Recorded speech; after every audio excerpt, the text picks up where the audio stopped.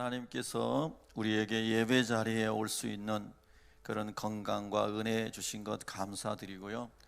또 가정에서 가족들끼리 예배드리는 식구들에게도 주님께서 은혜를 많이 주시기를 축복합니다. 우리는 예배라고 하는, 우리 기독교인에게 예배라고 하는 것은 어떻게 보면 생명보다 더한 것이죠. 우리가 예배를 위해서 존재하기 때문입니다.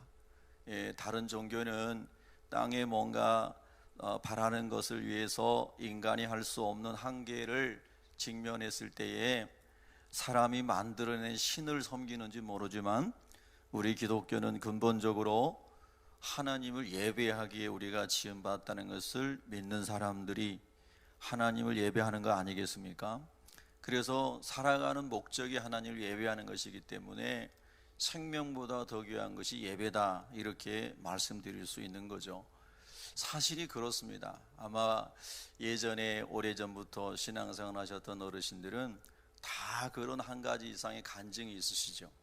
저도 그런 할머니 어머니 밑에서 신앙을 배웠기 때문에 아침에도 기도하는데 옛날에 예배의 중요성을 생각했던 게 탁 스쳐가요. 그게 뭐냐 하면은, 처음에는 초등학교 6학년 때 학교에서 소년철원 앞두고 연습해야 되니까 주일날 학교 와서 연습해라. 그런데 안 오면은 다리가 부러질 정도로 월요일날 맞을 거다. 그리고 친구들이 저를 데리러 2명이 왔는데, 제가 교회에서 예배를 드리고 주일날은 학교를 안 갔잖아요.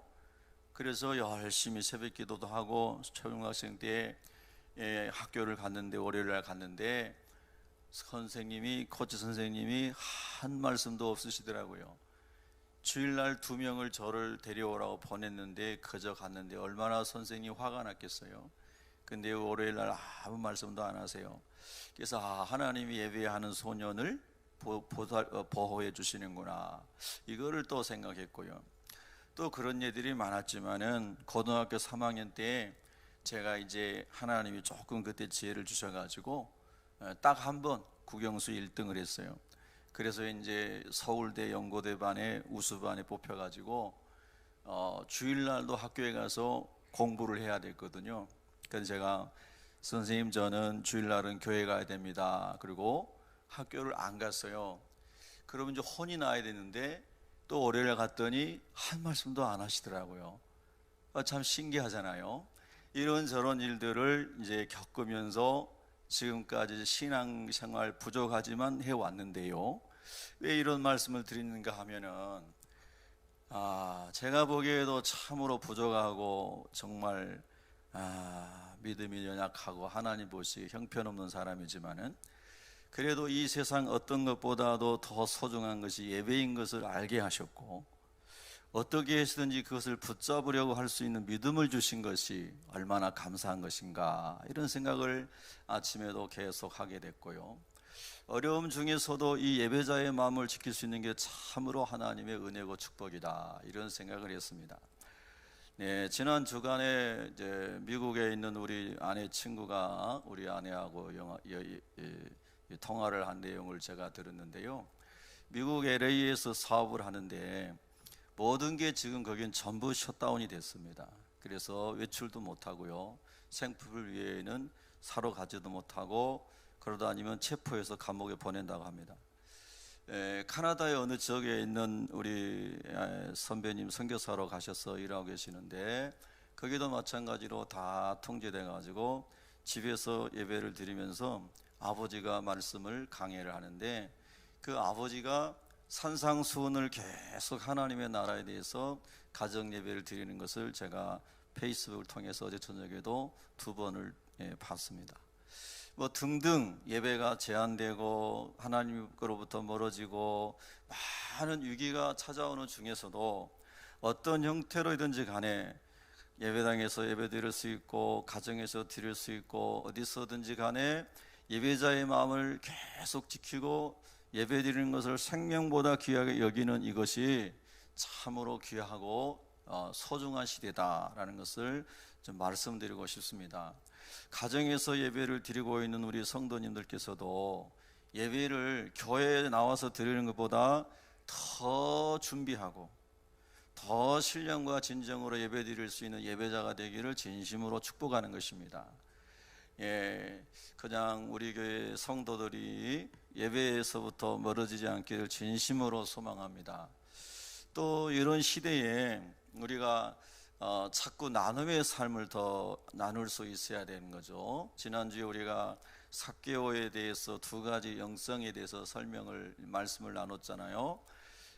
예수님의 말씀을 듣고 예수님의 성품을 이제 그가 이제 경험하게 되면서 이제 변화되는 것 아니겠어요? 내면 세계가 변화되고 나니까 소유의 절반, 그 다음에 토색한 것의 4배를 가난한 자들 위해서 나눠주는 외면 세계의 변화가 일어났잖아요. 그러니까 우리가 이런 시대에 우리 예수 믿는 사람들이 하여튼 우리 오늘 집사님도 그런 기도 하셨지만은 작은 부분이라도 자꾸 흘려보내고 나눠서 사람들에게 마지막 소망이 끊어져 가고 있는 사람들에게 소망을 줄 수 있는 사람이 되어야 된다라고 하는 겁니다. 저는 요즘에 많이 묵상하는 것이 뭐냐 하면 요셉에 관한 것입니다. 마지막 7년 대환란 오기 전에 이제 여러 가지 징조들을 주님이 보여주신다고 그랬는데 그런 징조들 가운데 우리가 지금 살고 있는 것이죠. 특별히 다시 한번 주지시켜 드리면 금년 5월 14일은 세계 종교를 공식적으로 통합하는 그런 이제 날짜가 정해져 있지 않습니까? 로마 교황을 중심으로 굉장히 시대적인 하나님의 사인이 많이 나타나는 때에 살고 있습니다. 근데 제가 가지고 있는 중요한 생각은 뭐냐면요, 그 날은 하나님 아버지만 아시지만 우리가 기회가 있을 때에 한 영혼을 더 구원해야 한다는 것이고요, 우리가 기회가 있을 때에 한 사람 더 살려내는 것이 하나님이 기뻐하시는 일이라는 거죠. 여러분도 또 동의하시나요? 그래서 이런 생각을 많이 해요. 영적인 의미에서든 육적인 의미에서든 이제는 요셉의 삶을 살 때다. 요셉처럼 잘 준비하고 고난당한 사람, 복음이 없는 사람, 이런 많은 사람들을 먼저는 내 가족부터, 요셉이 그렇잖아요. 자기 가족을 다 살리고 조카들 다 살리고 자기 민족을 살리고 주변 나라 사람도 살리고 이 준비된 사람, 그래서 하나님의 때에 쓰임받는 사람이 요셉이지 않습니까? 저와 여러분도 그런 점에서 영적으로 육적으로 잘 준비돼서 사람을 살려내는 그런 사람이 되기를 축복합니다. 자꾸 나눠주고 그리고 주님의 은혜 가운데 더불어 살아가려고 하면은 더 살아날 사람들이 많아지겠죠. 자, 오늘 서론이 좀 길었습니다만은 그런 생각이 요즘에 온통 제 안에서 많이 있는데요, 여러분도 아마 공유하는 부분이 있을지도 모르겠습니다. 저희 교회에서 이제 자원하는 사람들 몇 분과 함께 마스크를 열심히 나름대로 만들어서 우리 성도들에게는 한 300개 정도 나눠드리려고 지난번에 나눠드렸고 지금 이제 제 사무실에 한 200개 정도 가지고 있습니다. 그래서 여러분 필요하신 분 이렇게 하나씩 쓰시고 또 목장별로 나눠 쓰시고 주변에 있는 분들 나눠주시면 좋겠습니다. 제가 거의 매일 마스크 만드는 곳에 가서 일을 합니다. 우리 성도님 몇 분이 같이 하시는데요, 목표는 10,000개를 만드는 건데 10,000개까지는 좀 어려울 것 같고 그래도 한 몇천 개 정도는 나눠줄 수 있을 것 같아요. 계속해서 만들어서 택배로 전국으로 보내고 또 해외로도 보내고 있습니다. 우리가 할 수 있는 것, 그건 제가 하는 게 아니고 어떤 헌신된 사람이 하는 건데 저는 가서 몸만 빌려주는 거 하고 있고 또 많이도 못하고 다른 우리 권사님들이 다 열심히 하고들 계십니다. 제가 왜 이런 말씀을 드리냐면 우리가 할 수 있는 것들, 내가 조금이라도 움직일 수 있는 것 속에서 다른 사람들을 돌아보는 일을 하면서 복음을 전할 수 있는 기회가 됐으면 좋겠다, 이런 생각을 떨칠 수가 없습니다.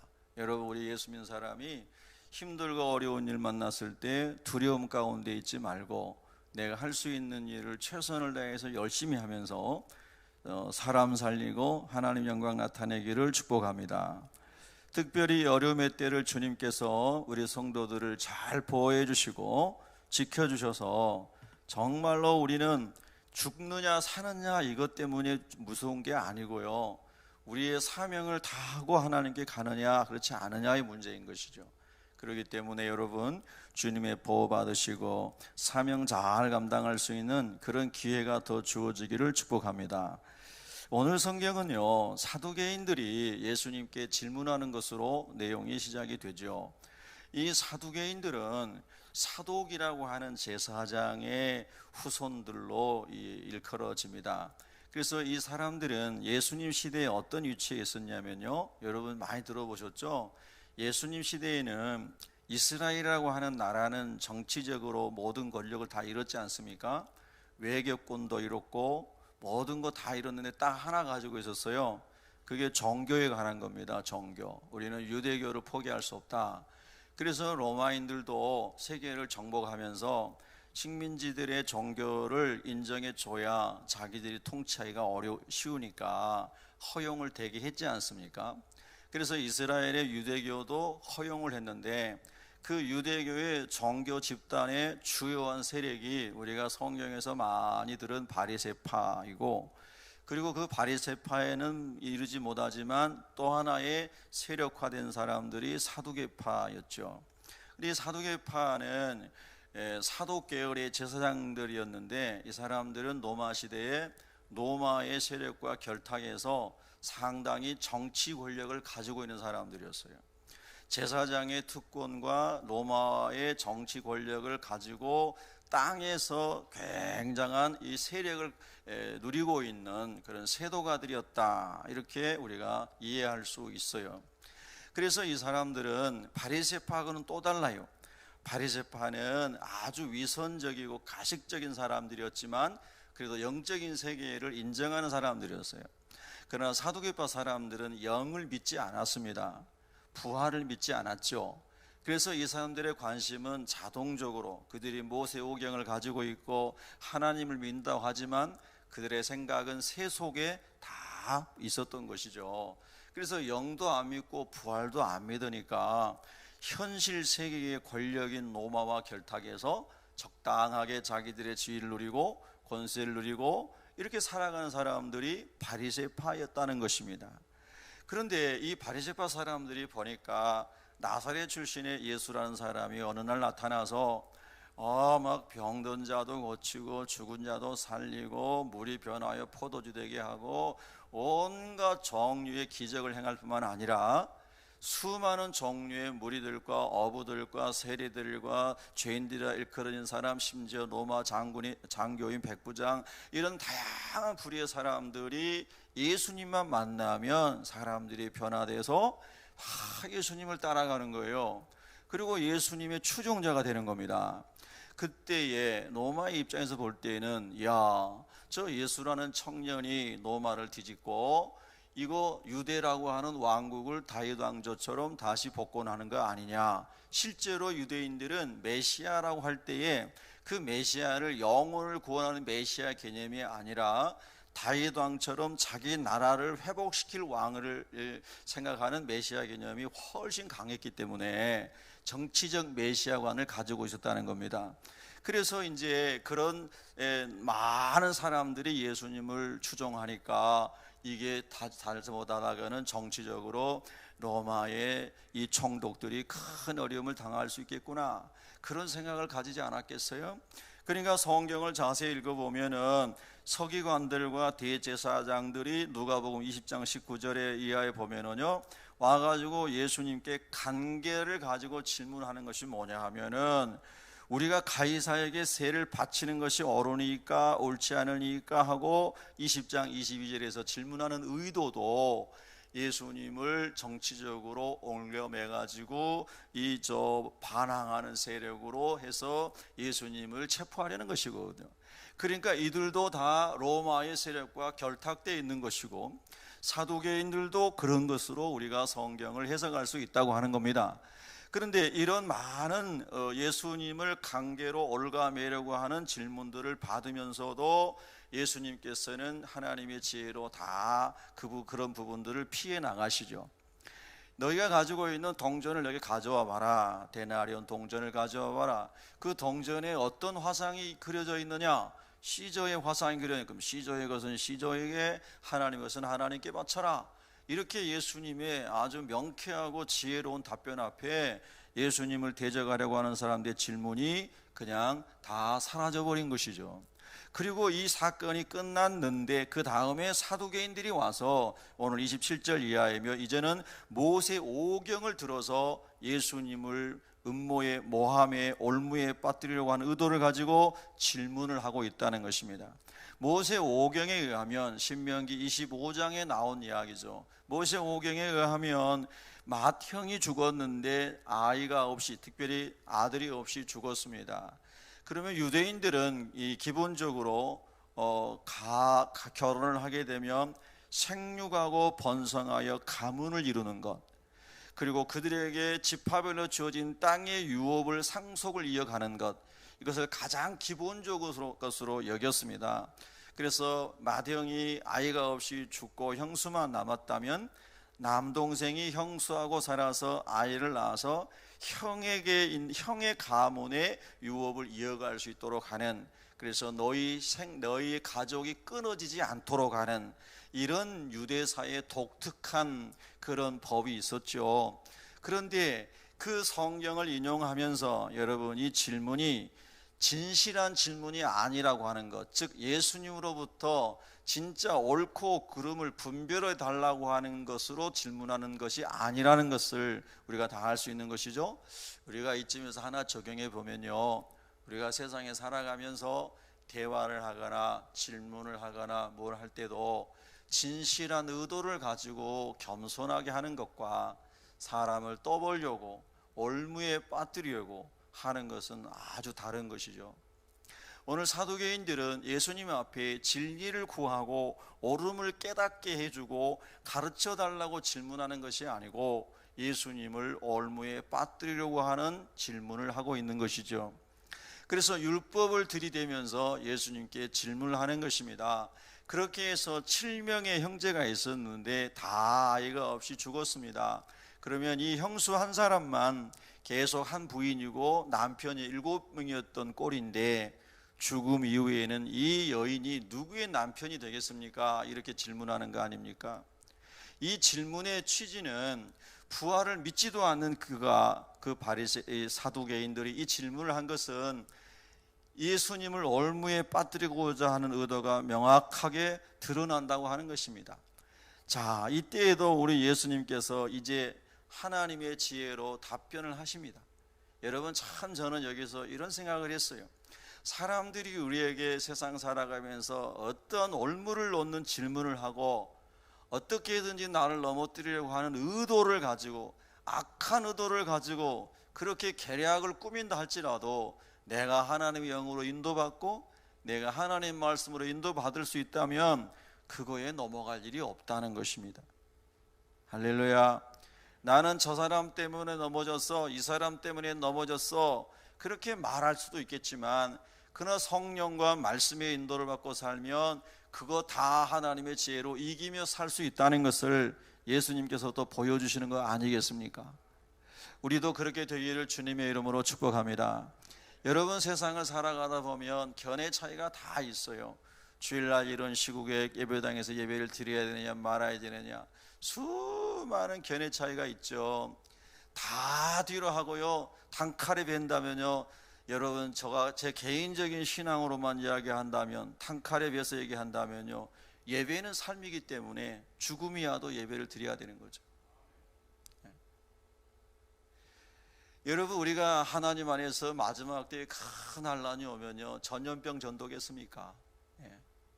저는 국가의 방역 대책이나 이런 걸 다 무시하란 말을 일절하지 않았기 때문에 오해 없으시기 바랍니다. 우리 여러분 다 마스크 쓰고 예배 드리시잖아요. 우리가 하나님의 섭리를 다 알지 못하기 때문에 다 방역 대책 철저히 하고 건강 지키시고 예배 드리시면 틀림없는 거예요. 제가 강조드리는 것은 예배의 중요성을 강조드리고 있는 것입니다. 여러분, 우리가 예배드리지 않고도 나는 행복합니다 라고 말하는 그리스도인이 있다면 그는 그리스도인이 아닌 것이죠. 그는 종교인인 것입니다. 예수님을 예배하지 않고 하나님을 예배하지 않고 난 너무 행복해요, 난 너무 편해요, 그런 사람이 있다면 그 사람은 예수님 모르는 사람입니다. 여러분, 우리는 예수님이 안 계시면 아무리 좋은 곳, 안락한 곳에서도 편안하지 않은 사람이 예수 믿는 사람입니다. 할렐루야. 우리가 예수님만 계시면, 내 안에 주님만 계시면 아골골짝 빈들에서도 행복한 사람이 그리스도인입니다. 여러분, 아멘. 할렐루야. 여러분, 우리가 이런 어려운 때를 지나가면서 나는 진정한 크리스찬인가를 깊이 질문해 봐야 되겠죠.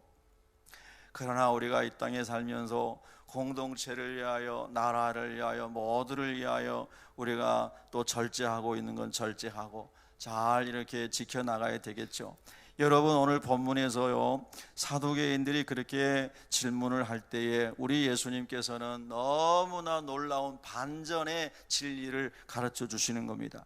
저는 이 성경을 읽으면서요, 우리 주님은 어떠한 미혹, 어떠한 시험을 하는 질문, 어떠한 그 예수님을 죽이려고 하는 그런 모든 것을 직면했을 때에도 우리 주님은 항상 어떻게 답변이 향하냐면요, 하나님의 나라로 답변이 싹 옮겨져 갑니다.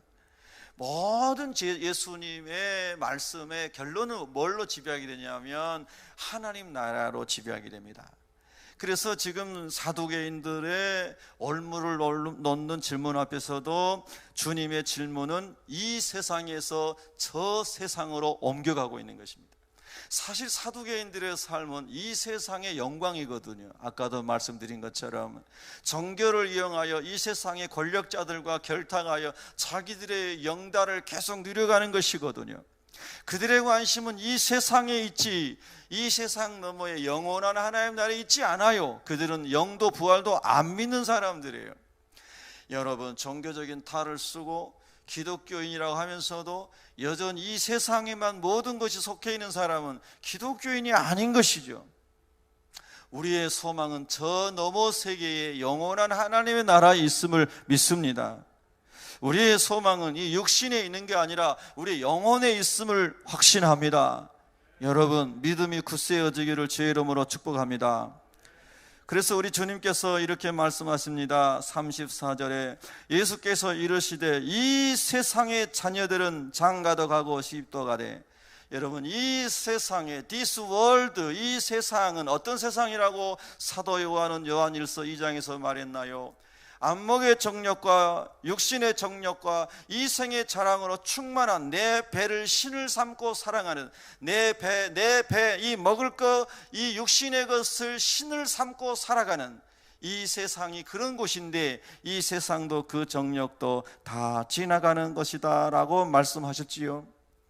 그래서 우리 주님께서 말씀하십니다. 이 세상의 자녀들은 장가도 가고 시집도 가되. 또 여기서 한 말씀을 또 부연하면 우리가 땅에 이 세상에 머무는 동안에든 생육하고 번성하여 아버지를 예배하는 예배자로 하나님의 영광을 위해 살아가는 존재로 살아가도록 지음받았기 때문에 결혼하고 생육하고 번성하는 이 땅의 원리가 있지만 그러나 여러분, 그 다음에 성경에 보세요. 35절에 저 세상과 및 죽은 자 가운데서 부활함을 얻기에 합당히 여김을 받은 자들은 장가가고 시집가는 일이 없으며 그랬습니다. 여러분, 여기 보면 저 세상과 이 세상을 예수님께서는 구분하는 것을 보게 됩니다. 여러분, 이 세상의 모든 것을 올인하고 목매고 살아가는 사람들은 참으로 불행한 사람들이라고 예수님은 많은 예를 들어서, 특별히 어리석은 부자의 예를 들어서 설명해 주셨죠. 그래서 우리 그리스도인들은 저 세상과 죽은 자 가운데서 부활함을 얻기에 합당히 여김을 받은 자로 살아가는 사람들이 그리스도인인 것을 다시 한번 말씀을 통하여 알려주고 계시는 겁니다. 여러분, 빌립보서 3장 21절에 보면은 그는 만물을 자기에게 복종하게 하실 수 있는 자의 역사로 우리의 낮은 몸을, 이 육신을 말하는 거 아니겠어요? 자기 영광의 몸의 형체와 같이 변하게 하시리라. 여러분, 이 말씀 속에서 여러분의 심령에 뭔가 불꽃이 튀지 않으세요? 그는 만물을, 예수 그리스도는 만물을 자기에게 복종하게 하실 수 있는 자, 전능하신 하나님, 창조주 하나님의 역사로 우리 낮은 몸을 자기 영광의 몸, 부활의 몸의 형체와 같이 변하게 하시리라. 믿으십니까? 여러분 믿으십니까? 유럽에 하루에 막 1000명씩 죽어나가는 어느 나라, 시신을 처리할 수 없어서 너무 어려움 가운데 있는 모습들 우리가 보고 있잖아요. 그러나 그보다 더 큰 재앙과 재난이 마지막 때에 온다고 하였으니 더 큰 일도 일어날 수 있겠지요. 그런데 우리 모든 그리스도인은, 우리 성도들은, 예수 그리스도 안에 있는 우리 성도들은 희망을 가지고 있는 것, 소망을 가지고 있는 것, 환난 중에도 기뻐하고 감사하고 평강을 누릴 수 있는 그것이 무엇이겠습니까? 저 세상과 죽은 자 가운데서 부활함을 얻기에 합당히 여김을 받은 자가 그리스도 예수 안에서 저와 여러분이 되었기 때문에 감사할 수 있고 소망 가운데 주님 나라를 기대하며 살 수 있음인 줄로 믿습니다. 여러분 영혼을 점검해 보십시오. 로마서 1장 17절에 복음에는 하나님의 의가 나타나서, 하나님의 의는 예수 그리스도가 우리의 죄를 담당하시고 십자가에서 화목제물 되시고 우리가 그 예수님 믿음으로 죄가 용서되었을 때에 하나님이 주신 의가 우리에게 인쳐졌고, 그 하나님의 의가 나타나서 믿음으로 믿음에 이르게 하나니 기록된 바 오직 의인은 믿음으로 말미암아 살리라 함과 같으니라. 여러분, 예수를 그리스도로 믿음으로 하나님의 의가 인쳐져서 구원을 얻은 백성인 것을 확신하고 계십니까? 그것을 확신하고 계시다면 두려울 일이 없습니다. 두려워하지 마십시오가 아니라 그 확신이 있다면 두려움이 없는 것이죠. 우리의 생명이 주께 있고 주님 안에 있는 생명은 영원한 하나님 나라의 하나님의 자녀로 부활할 것을 믿기에 두려움이 없는 줄로 믿습니다. 우리의 낮은 몸을 자기 영광의 몸의 형체와 같이 변하게 하시리라. 저는 문득 오늘 아침에 이 말씀을 여러 번 곰곰이 묵상하면서 이 빌립보서 3장의 말씀이 엄청난 위로가 되었습니다. 이 21절 이 위에 20절의 말씀은 우리의 시민권이 하늘에 있다고 하는 것을 말씀하는 구절이 나오죠. 제가 여러분의 기도 또 하나님의 은혜로 갈비뼈가 부러진 다음에 이제 만 3주가 안 됐는데 많이 회복이 돼서 이렇게 목소리를 높여 설교도 하셔서 참 감사합니다. 근데 조금이라도 감기가 걸리거나 문제가 생기면 강단에 설 수 없겠지, 뭐 이런저런 생각을 하면서 내복을 저는 지금도 입고 있습니다. 내가 감기 걸리면 안 되지. 어제 저녁에는 조금 더 추웠던 것 같습니다. 예, 그래서 이렇게 전기 담요를 깔고 잤습니다. 아침에는 제가 가지고 있는 내복 중에서 제일 두꺼운 내복을 오늘은 입었습니다. 자, 제 낮은 육신을 보니까, 제 연약한 육신을 보니까 부지중에 잘못하여 부딪히면 뼈도 부러지고, 뭔가 일을 잘못하여 조금 잘못하면 기침도 하고 설사도 하고, 이 연약한 몸을 가지고 우리가 이 땅을 살아가고 있습니다. 건강할 때도 있지만 병약할 때도 찾아옵니다. 이럴 때는 항상 이런 전염병 하나도 안 걸리고 그저 다 이렇게 얼마든지 자유롭게 우리가 살아갈 수 있으면 얼마나 좋을까. 그런데 우리 낮은 몸은 전염병에도 취약합니다. 여러분 그렇잖아요. 오늘 아침에도 휴대폰에 포털에 뜬 뉴스 보니까 대구의 어느 병원에서는 또 100몇십 명이 확진자가 나왔다면서요. 정신병원인가 무슨 병원에서. 여러분 참 안타깝잖아요. 그렇죠? 아마도 이런 일들이 우리가 이 땅에 남아있는 동안에는 반복될 거라는 것입니다. 반복될 거라는 거예요. 이게 우리의 낮은 몸입니다. 우리 연약한 몸입니다.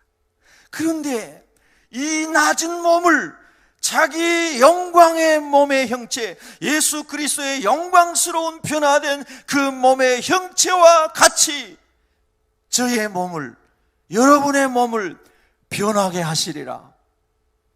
별로 안 기뻐하시네요, 여러분은. 여러분 그러면 변하지 마세요. 저만 변할게요. 얼마나 기대가 되는지 모릅니다. 하나님 아버지, 일어나서 하루에 30번씩 푸시업을 안 해도 되겠네요. 5kg짜리 아령을 들고 운동을 하지 않아도 되겠네요. 하나님 아버지, 부활의 몸으로, 영광스러운 몸으로 다 변해서 하나님의 자녀로, 완전히 친백성으로, 완전히 영광스러운 하나님의 자녀로 변하는 그날, 얼마나 여러분 기대가 되고 소망이 되십니까? 진정 소망이 되십니까? 그렇습니다.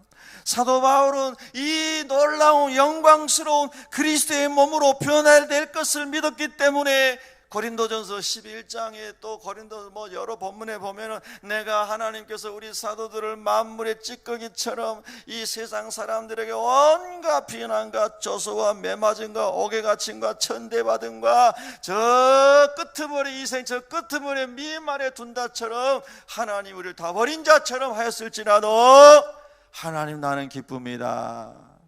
나는 감사합니다. 왜요?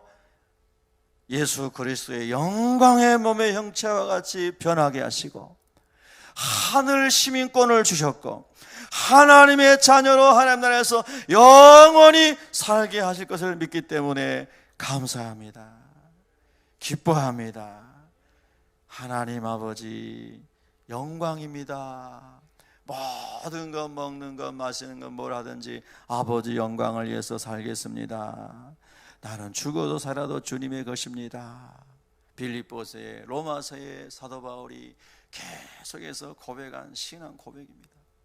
여러분, 이때는 두려워해야 할 때가 아니고 주님을 사모해야 할 때이고 다시 오시마 약속하신 주님의 언약을 붙들어야 할 때이고 요한일서 3장 2절, 3절, 4절 이하에 나온 것처럼 그렇게 변화되고 주님의 자녀로 회복될 것을 믿는 자마다 어떻게 해야 됩니까? 요한일서 3장 3절에 보면은 주를 향하여 이 소망을 가진 자마다 영광스러운 몸으로 변화되어 아버지 나라에 영원히 그 것을 믿는 소망을 가진 자마다 그의 깨끗하심과 같이 예수님의 깨끗하신 것 같이 신랑의 깨끗하신 것 같이 자기를 깨끗하게 하느니라. 신부를 깨끗하게 단장하느니라. 할렐루야. 서기관 이 사두개인의 질문에 우리 예수님은 저 세상 하나님 나라에 관한 영원한 소망으로 진리를 쫙 또 선포하시면서 듣는 모든 자들, 이들의 이 올가미에 예수님이 걸리면 큰일 나는데 많은 사람들이 지켜보고 있는데 사두개인뿐만 아니라 그 많은 예수님의 답변을 기다리고 있는 사람들에게도 그들의 모든 관심을 땅에서 천국으로, 이 세상에서 하나님의 나라로 다 옮겨가게 하는 이 놀라운 진리를 주님께서 가르쳐 준 줄로 믿습니다. 여러분, 우리도 마찬가지입니다. 또 한 주간 살아가면서 사람들이 이래서 힘들어요, 저래서 죽을 것 같아요, 이래서 망할 것 같아요, 저래서 망할 것 같아요, 많은 이야기를 듣고 또 대화를 할 때 그래요, 다 망할 것 같아요 하고 박수치고 똑같이 두려움에 빠져 있는 게 아니고, 그래서 예수님이 필요합니다. 그래서 주님이 당신에게 필요합니다. 예수님 안에 있는 소망이 필요합니다.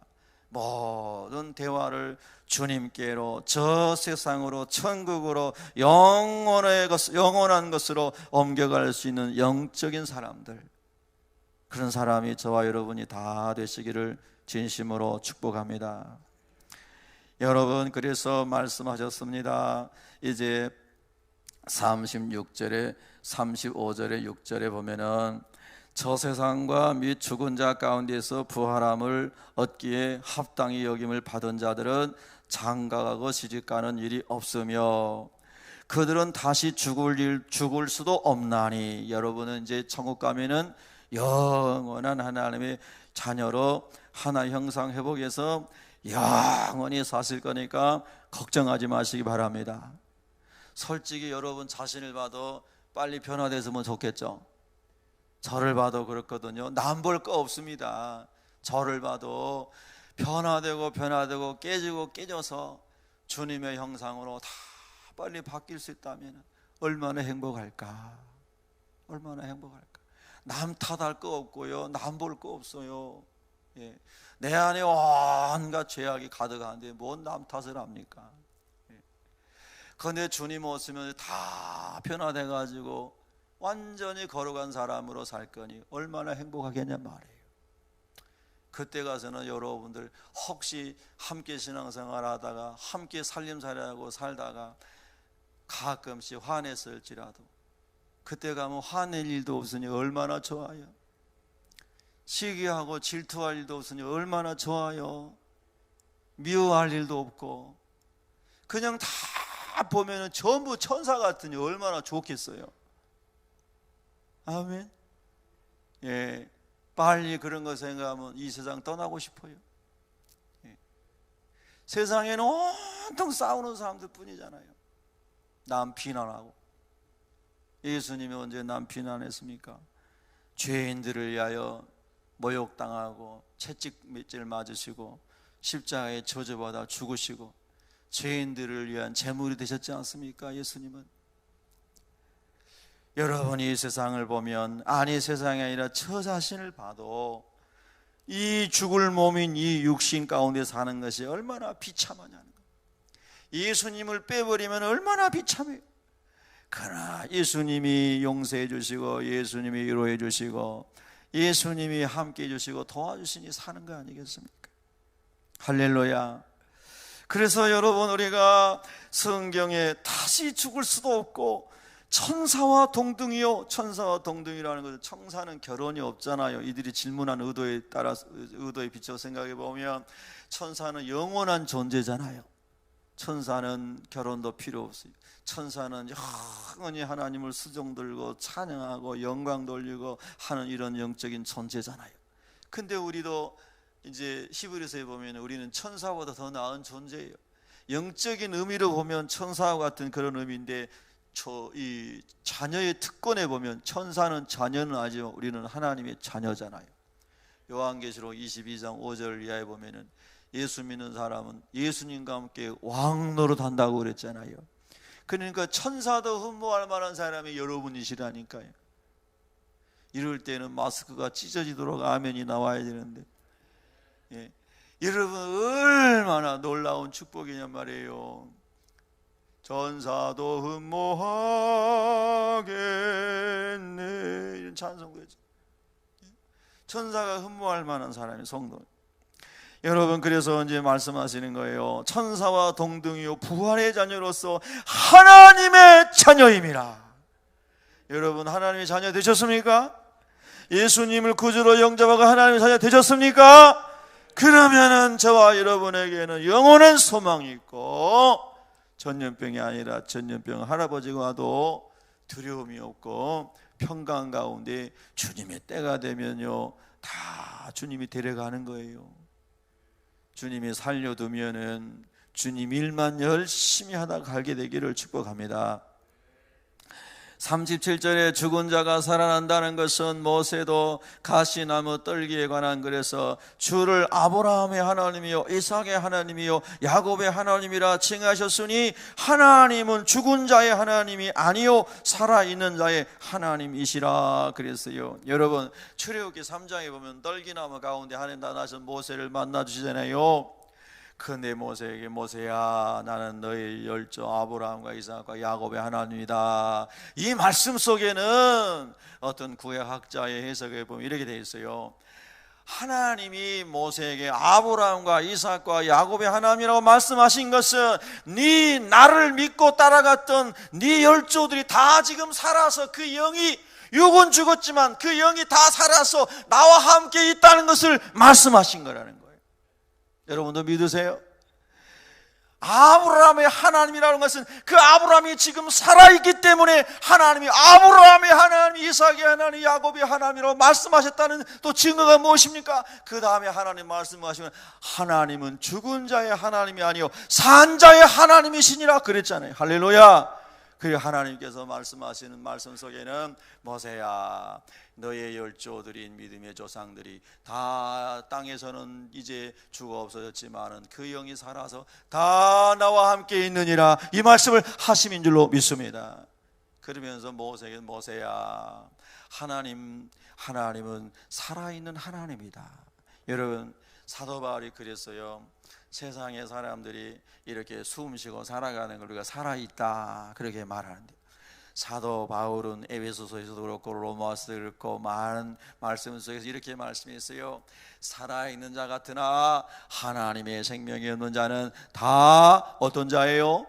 죽은 자니라. 살아있는 자 같으나, 권세를 가진 자 같으나, 하나님의 영이 없는 자는, 예수의 생명이 없는 자는 다 죽은 자니라. 아멘. 근데 여러분, 사람들이 전염병으로 죽어가는 것은 죽음으로 보이고,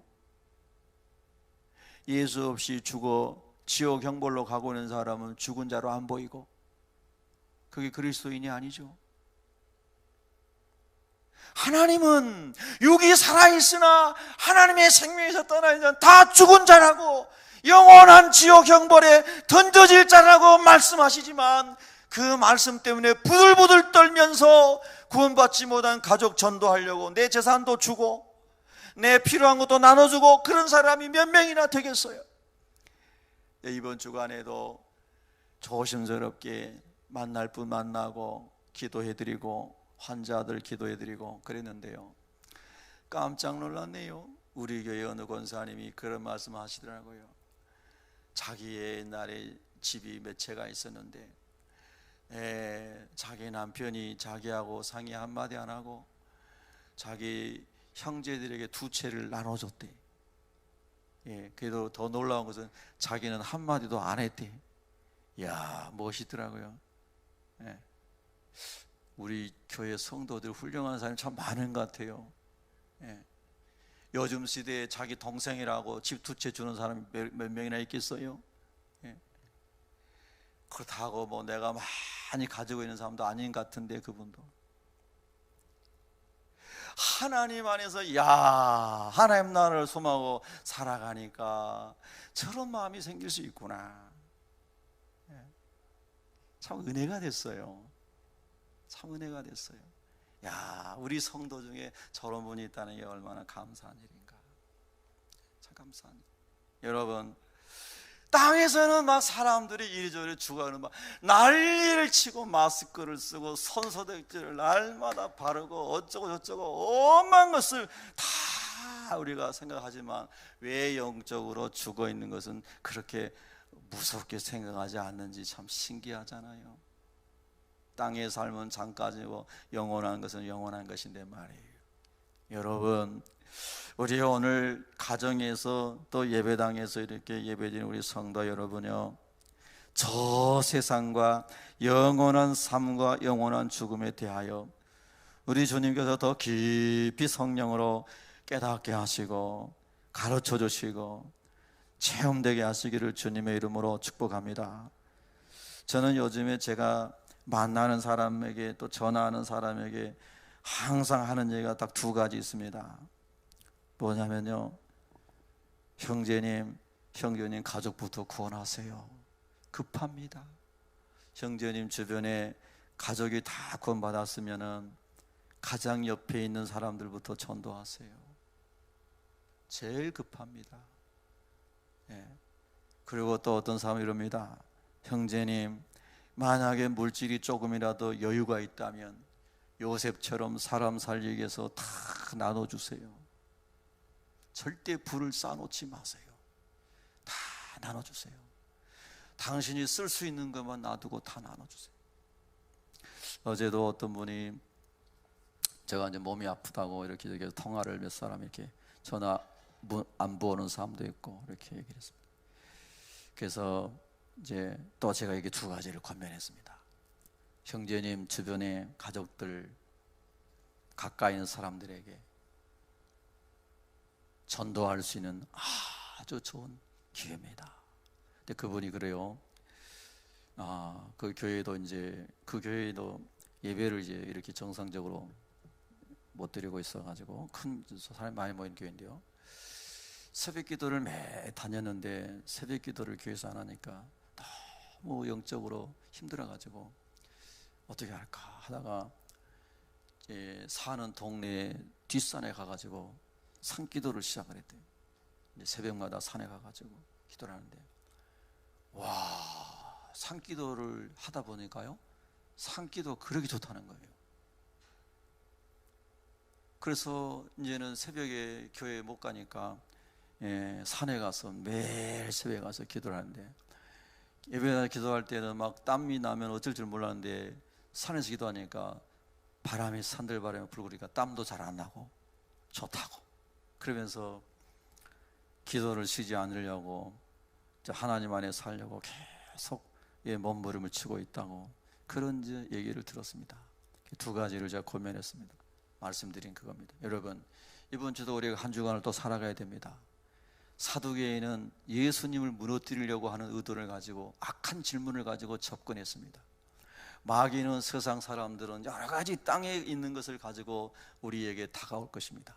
그러나 우리는 항상 그 질문과 모든 상황을 반전시켜서 하나님 나라로, 영생에 관한 진리로, 예수 그리스도에게로 이끌어갈 수 있는 영적인 사람들이 되기를 축복합니다. 기도하겠습니다. 하나님 아버지, 우리의 생명이 언제까지인지는 우리 하나님 아버지만 아시지요. 우리가 많은 것을 쌓아놨다고 해서 미래를 장담할 수 있는 사람은 아무도 없고요, 건강하다고 해서 내 삶을 장담할 수 있는 사람도 아무도 없습니다. 생명이 주께 있음을 믿습니다. 그럼 우리 그리스도인들이 이 어려움의 때를 만나서 두려워하지 않을 뿐만 아니라 하나님 앞에 온전히 회개함으로 돌아가게 하여 주시고, 우리 주변에 만나는 모든 사람들에게 이 예수님 말씀하신 진리를 잘 전할 수 있는 전도자의 삶을 살도록 하나님 축복하여 주옵소서. 파손된 배가 바다로 침몰하기 직전까지도 배에 남아있는 한 영혼에게 복음을 전하기 힘썼던 사람들처럼 우리도 그와 같이 이 파손되어 가는 지구촌에서 하나님 한 영혼을 더 구원하고자 하는 하나님의 사람으로 설 수 있도록 주님 오시는 그날까지 우리를 지키시고 보호하시고 인도하여 주시옵소서. 예수님의 이름으로 기도합니다. 아멘.